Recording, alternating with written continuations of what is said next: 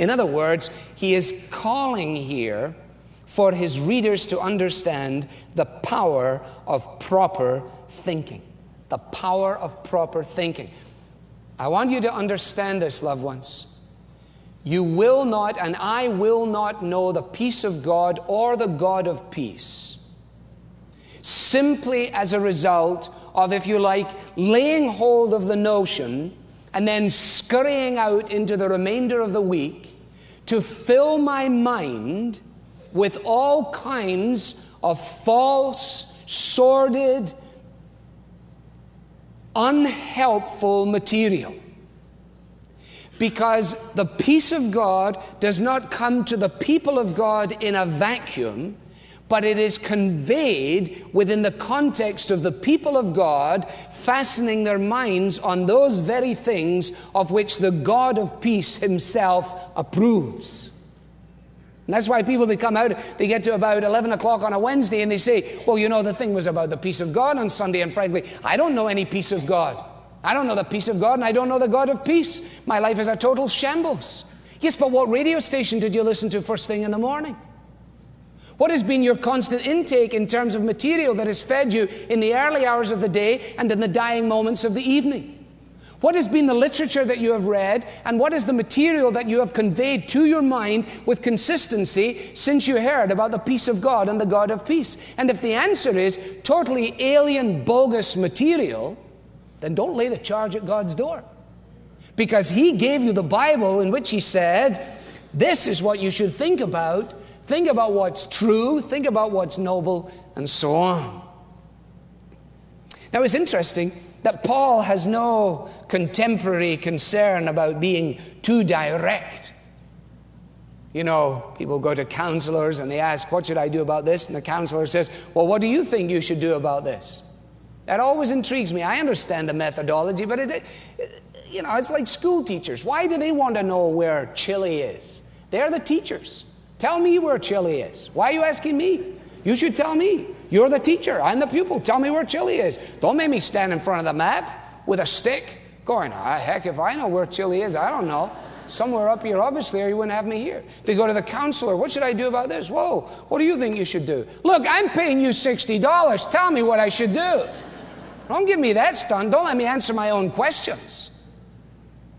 But you see, late 20th century dwellers don't want anybody to tell them what to do. That's a refrain. Don't tell me what to do. And the other refrain is, don't tell me what to think. Or, don't tell me how to think.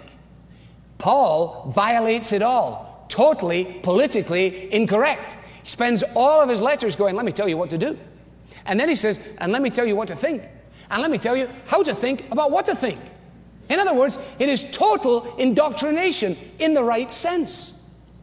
And in being indoctrinated to the revealed truth of God, we learn to become the greatest, freest thinkers. It is an illusion to believe that believing whatever you want and having your mind open to every notion is actually the way to free thinking. It is actually the way, as we'll see in a moment, to close your mind to the possibilities of the greatest discoveries of truth. Paul understands that. And so he gives them a list of 6 qualities, to which we're going to come in a moment. But he has a kind of catch-all at the end of verse 8, if you will notice. If anything is excellent or praiseworthy, think about such things. It seems to me that once he has begun his list, he could keep it going ad infinitum. Whatever's right, whatever's true, whatever's noble, whatever's admirable. He must have said to himself, if I keep going here, I have a list of 40, 50, 60 things. So if he was talking to his secretary, he says, why don't we just use a kind of a collective little basket here. Why don't we say, if there's anything praiseworthy, if there's anything excellent, think about that. The secretary says, a great idea. So that's exactly what they did. Now, interestingly, Phillips, when he paraphrases this, takes the close of verse 8 and he makes it the beginning of verse 8. That's incidentally why it's a paraphrase. And he says, if there is anything excellent, if there is anything praiseworthy, he paraphrases that, if you believe in goodness, and if you value the approval of God. That's one of the distinguishing marks, incidentally, of being a Christian. You see, being a Christian is not simply being able to stand up and say, I'm a Christian because on such and such a day I made a certain decision. No. The Christian is somebody who believes in goodness and who values the approval of God. So the Christian shouldn't have to be constantly saying, oh, well, you see, on such and such a day I did such and such a thing. The Christian should be distinguishable in the community because it becomes apparent this guy believes in goodness. And this guy values the approval of God. This girl is different because she seems concerned about a different standard. I haven't heard exactly what it is she's into. I don't know whether she's a Muslim or a Christian or a Jew at the moment, but I do know this: she values the approval of God. Because I've seen her bow her head and close her eyes before she eats her food. I've listened to her speech. I've seen the way she frames her life.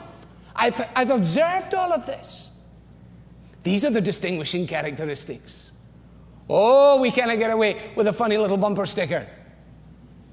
As if somehow or another we did our business for God and the kingdom by something stuck on our bumper that we violate at 55 and 75 and 95 miles an hour on a daily basis. That's easy. No. If you believe in goodness, and if you value the approval of God. In other words, here is the meter. Here is the gauge. Here is the plumb line against which we can judge our thought patterns on a regular basis. Stop at any point of the day and ask this question of your thoughts. Is what I am thinking about right now in line with God's approval? And is it likely to be praiseworthy before men? Gentlemen, at any point in the day you can stop and say to yourself, is what is going on between my ears right now the kind of thing that I would be happy to have shown up on either of these screens and for my teenage daughters to observe? Is it praiseworthy? Is it marked by a concern for goodness? Is it the kind of thing that God looks upon and He says, you know, I approve of that. I like that thought.